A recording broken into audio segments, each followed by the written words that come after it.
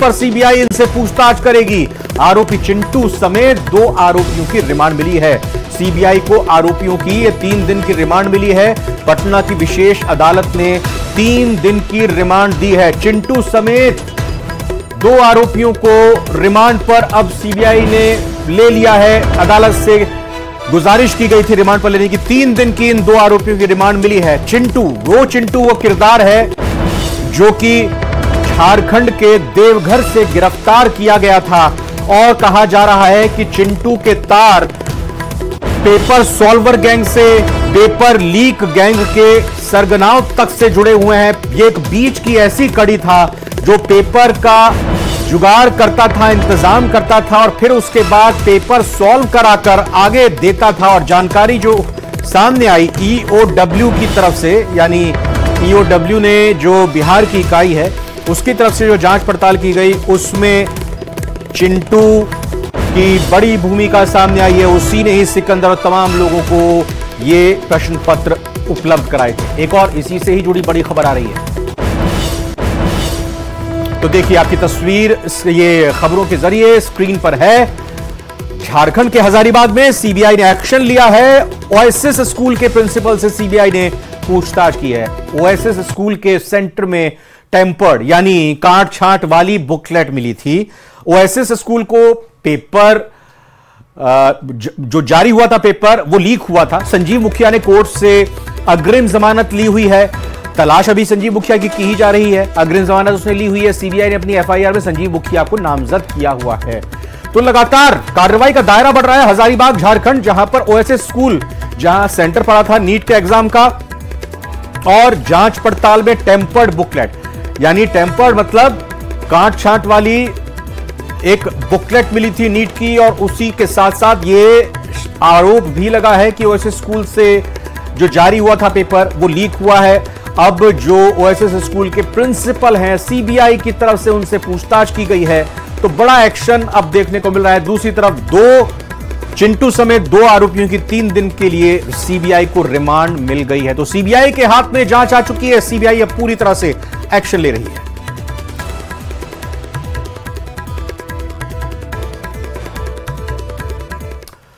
हिंदू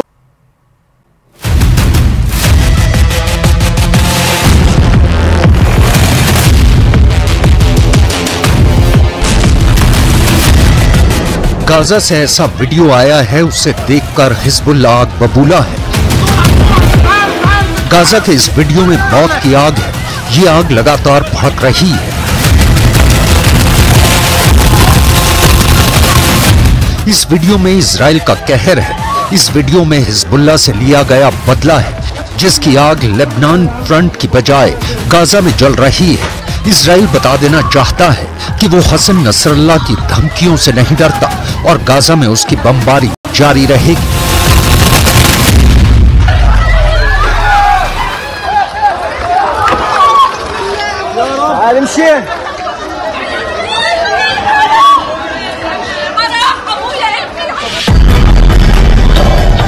इस आग के बीच बच्चों को बाहर निकालने के लिए आवाज लगाई जा रही है। ये पहले गाजा का एक स्कूल था, बाद में इसे शरणार्थी कैंप में तब्दील कर दिया गया। यहाँ इजराइल की एक एयर स्ट्राइक हुई और मौत वाली आग हर तरफ फैल गई। लोग बदहवास हालत में घायलों को तलाश रहे हैं कि शायद कोई जिंदा बचा हो। सुबह हुई तो लाशें इकट्ठा की गईं, तो पता चला कि 14 लोग मारे गए हैं। मरने वालों में हमास के चीफ इस्माइल हानिया के भी कई रिश्तेदार हैं। इनमें हानिया की बहन भी थी। इजराइल के हमले में अपने बच्चे को खोने वाली इस महिला के पास अरब देशों के लिए एक मैसेज है।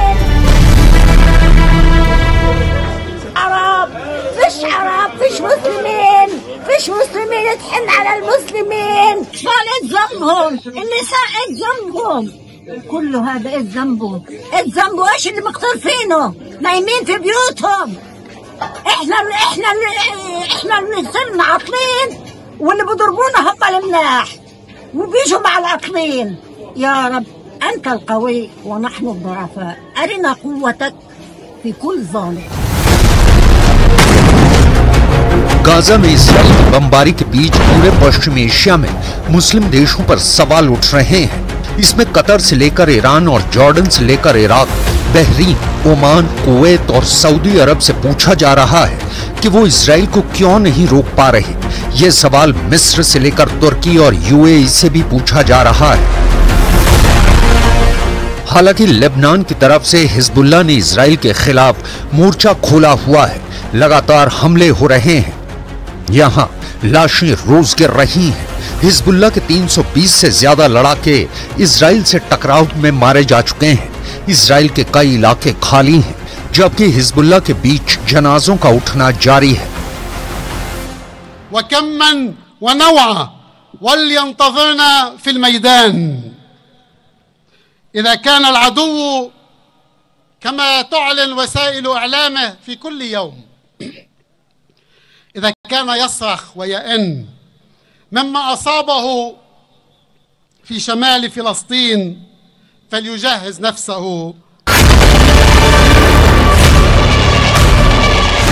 कभी हिजबुल्लाह का कोई कमांडर मारा जाता है तो कभी इजराइल की पोस्ट उड़ा दी जाती है। इस फ्रंट पर रोज खून बह रहा है।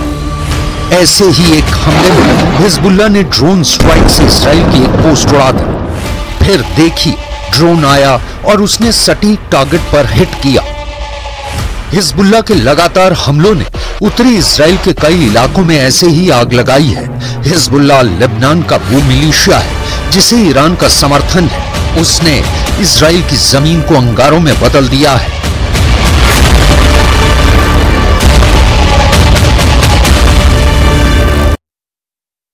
और इस बीच बड़ी खबर डूंगरपुर से मिल रही है। आइए डूंगरपुर की खबर का रुख करते हैं, जहां मेडिकल कॉलेज में रैगिंग का एक मामला सामने आया। यहां पर एमबीबीएस का कोर्स कर रहे फर्स्ट ईयर के छात्र के साथ इस तरह से रैगिंग की गई कि पीड़ित छात्र को डायलिसिस करानी पड़ी। जी हां, पूरा मामला क्या है इस रिपोर्ट में आइए देखते हैं।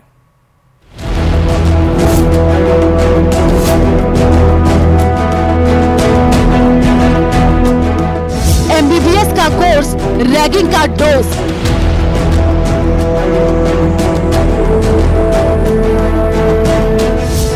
पहाड़ी पर बुलाया, उठक बैठक कराया।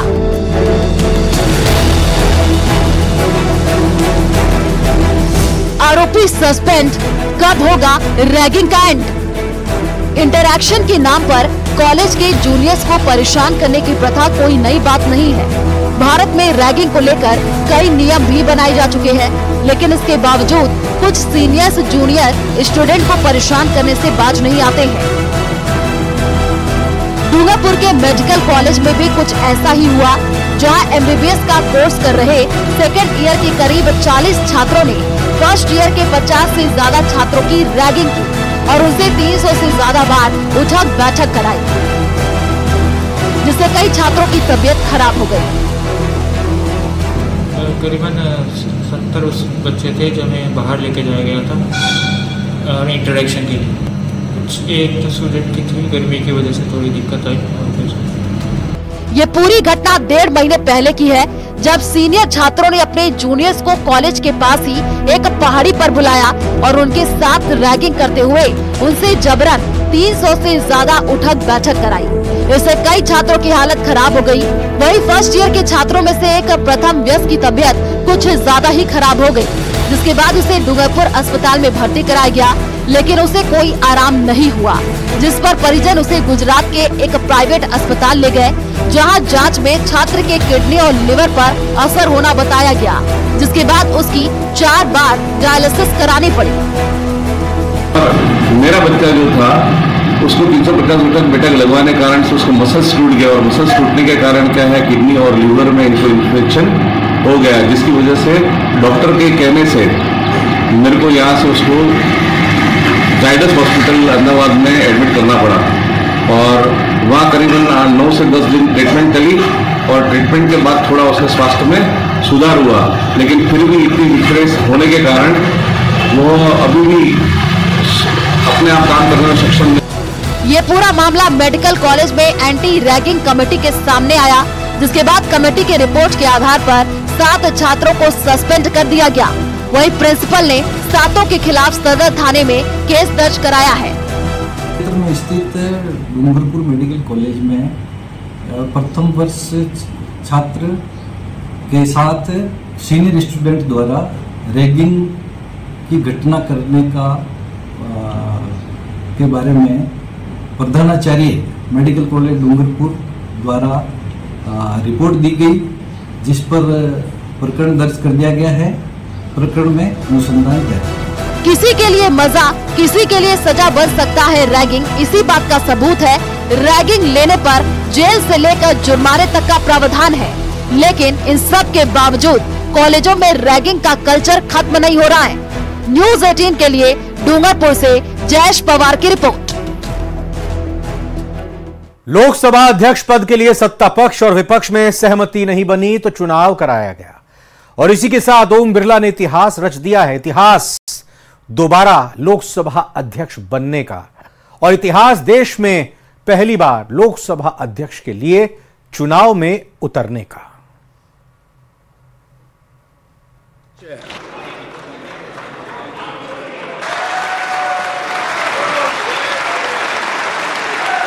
आपके चेयर है, आप संभालें।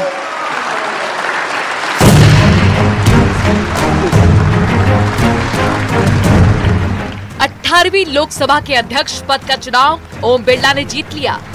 अध्यक्ष के रूप में चुना जाए।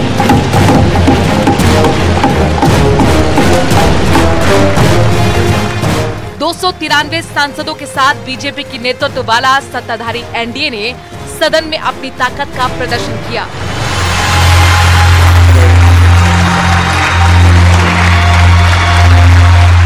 और इसी के साथ एक बार फिर ओम बिरला को लोकसभा का अध्यक्ष चुन लिया गया।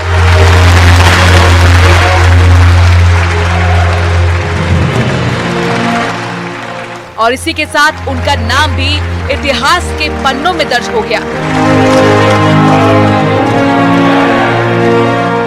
एक इतिहास की दोबारा लोकसभा अध्यक्ष वो बने तो दूसरा इतिहास भी रचा गया देश में पहली बार लोकसभा अध्यक्ष के लिए चुनाव होने का। ओम बिरला का नाम इतिहास के उन 5 लोकसभा अध्यक्षों की सूची में जुड़ गया जिन्हें इस पद पर 2 बार निर्वाचित होने का मौका मिला था। इससे पहले अनंतसयनम अयंगर, डॉक्टर गुडियाल सिंह ढिल्लों, डॉक्टर नीलम संजीव रेड्डी, डॉक्टर बलराम जाखड़, गंती मोहन चंद बाल योगी ने 2 बार लोकसभा अध्यक्ष पद पर रहने की उपलब्धि हासिल की है। हालांकि इन सभी में से किसी ने 10 वर्षों के दोहरे कार्यकाल को पूरा नहीं किया है। इस लिहाज से ओम बिरला के पास इतिहास बनाने का मौका है। अगर वो इस बार पूरे 5 साल तक का कार्यकाल पूरा करेंगे तो वो लोकसभा के पूरे 2 कार्यकाल यानी 10 साल तक लोकसभा अध्यक्ष पद पर बने रहने का रिकॉर्ड दर्ज करा लेंगे। दूसरी बार इस आसन पर विराजमान हो रहे हैं। आपको और इस पूरे सदन को मेरी तरफ से मैं बहुत बहुत बधाई देता हूं।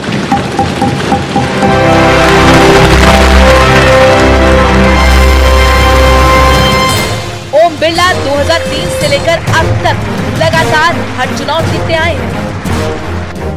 2003 में कोटा से पहला विधानसभा चुनाव जीता। 2008 में कोटा दक्षिण सीट से विधानसभा चुनाव जीता और 2013 में कोटा दक्षिण से तीसरा विधानसभा चुनाव जीता। 2014 में ओम बिरला ने पहली बार लोकसभा चुनाव जीता। 2019 में दूसरी बार ओम बिरला ने लोकसभा चुनाव जीता। 2024 में भी तीसरी बार चुनाव जीतकर इतिहास रच दिया।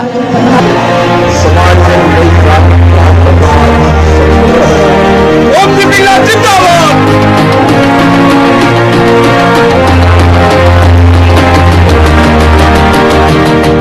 ओम बिरला के पास भले ही लंबा संसदीय अनुभव नहीं था, लेकिन लोकसभा को जिस ढंग से उन्होंने चलाया उसकी सभी ने तारीफ की। लोकसभा अध्यक्ष के रूप में ओम बिरला ने कई उपलब्धियां हासिल की हैं। संसद के नए भवन का निर्माण किया गया। संसद के संचालन में 801 करोड़ रुपए की बचत की। 222 विधेयक कानून बने, जो पिछली 3 बार से ज्यादा है। विधेयकों पर 440 घंटे चर्चा हुई, जो 4 बार से ज्यादा है। विधेयकों पर 2910 सदस्यों ने चर्चा की, जो 4 बार से ज्यादा है। संसद की लाइब्रेरी को अगस्त 2022 से जनता के लिए खुलवाया। बिरला ने संसद में मिलने वाले खाने की सब्सिडी खत्म करवाई। पहली बार देर रात तक सदन का संचालन किया गया था। ओम बिरला की अध्यक्षता में सदन में कई महत्वपूर्ण कानून भी पास किए गए, जिन्होंने नया अध्याय भी लिखा है। जम्मू कश्मीर पुनर्गठन विधेयक 2019 यानी कि धारा 370 जो हटाई गई। नागरिकता संशोधन विधेयक 2019 यानी कि CAA। मुस्लिम महिला विवाह अधिकार संरक्षण विधेयक 2019 यानी कि ट्रिपल तलाक। चुनाव कानून संशोधन विधेयक 2021। भारतीय न्याय संहिता 2023। भारतीय नागरिक सुरक्षा संहिता 2023। भारतीय साक्ष्य विधेयक 2023। डिजिटल डेटा संरक्षण विधेयक 2023। नारी शक्ति वंदन विधेयक 2023।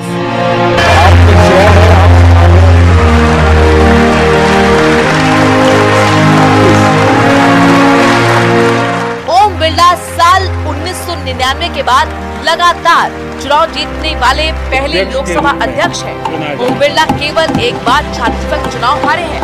उसके बाद लगातार वो जीत दर्ज कराते चले आ रहे हैं और ये सिलसिला आज भी लगातार जारी है।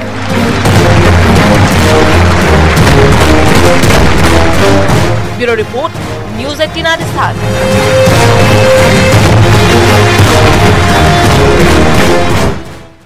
ओम बिरला के दूसरी बार लोकसभा स्पीकर बनने पर पूरे प्रदेश भर में जश्न का माहौल है। बीजेपी नेताओं से लेकर कार्यकर्ता एक दूसरे को मिठाई खिला रहे हैं और खुशी मना रहे हैं।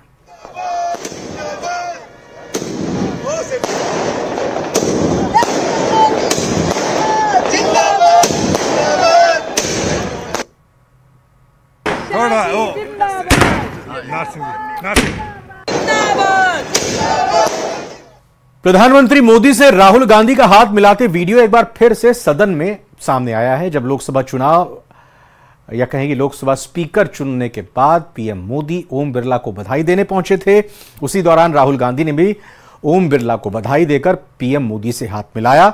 इससे पहले साल 2018 में भी सदन से कुछ ऐसी ही तस्वीर सामने आई थी, जहां राहुल गांधी सदन में पीएम मोदी के गले मिले थे।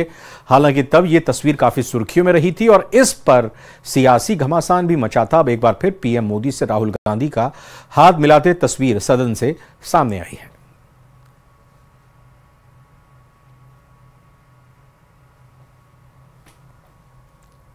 आखिरकार ओम बिरला लोकसभा अध्यक्ष के तौर पर दूसरी बार चुन लिए गए। कल से विपक्ष ने अपने तेवर कड़े किए हुए थे। विपक्ष ने लोकसभा अध्यक्ष को लेकर अपने भी उम्मीदवार उतारे थे। आज आपको बता दूं कि जब सदन की कार्रवाई शुरू हुई तो प्रधानमंत्री नरेंद्र मोदी ने ओम बिरला के नाम का अनुमोदन किया। और सबसे दिलचस्प बात यह है कि विपक्ष ने अपने उम्मीदवार उतारे जरूर थे, लेकिन ओम बिरला ध्वनि मत से लोकसभा अध्यक्ष चुन लिए गए। कैमरामैन अप्पू पाठक के साथ अनूप गुप्ता, न्यूज़ 18 नेटवर्क, दिल्ली। मध्य प्रदेश के खरगोन में वेदा नदी में नहाने के दौरान बड़ा हादसा हो गया। नहाने के दौरान 3 युवक डूबने लगे। नदी में डूब रहे तीनों युवकों को लोगों ने मानव श्रृंखला बनाकर बचाया। रेस्क्यू का वीडियो भी सामने आया है।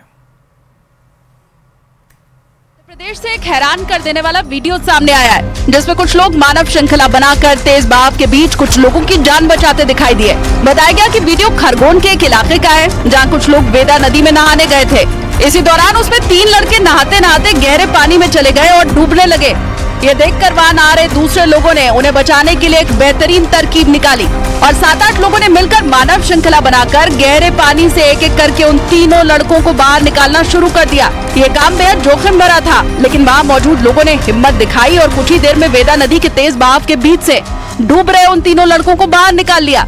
इस दौरान वेदा नदी के ऊपर बने पुल से कुछ लोगों ने वीडियो भी बनाया, जो बाद में सोशल मीडिया पर खूब वायरल हो रहा है और लोग उन लड़कों की मदद करने वाले लोगों की तारीफ कर रहे हैं। स्पेशल रिपोर्ट में फिलहाल इतना ही। आप आगे देखिए।